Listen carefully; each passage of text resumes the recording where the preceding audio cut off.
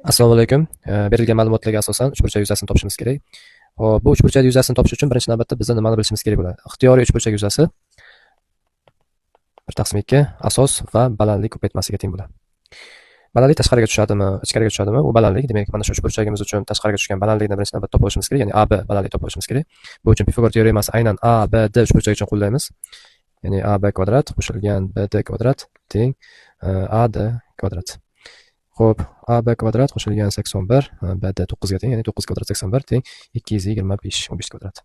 AB kvadrat teng 225 erilgan 81. AB kvadrat teng 144. AB ning qiymati demak 12 bo'lar ekan.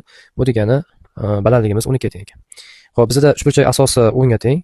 Yana takrorlayman, istalgan uchburchakni yuzasini topmoqchi bo'lsak, 1/2 ko'paytiriladi. Asos 10 va balandlik tashqariga tushgan bo'lsa ham 12. 120 ni 2 ga bo'larsak, demak 60 ga teng bo'lar ekan.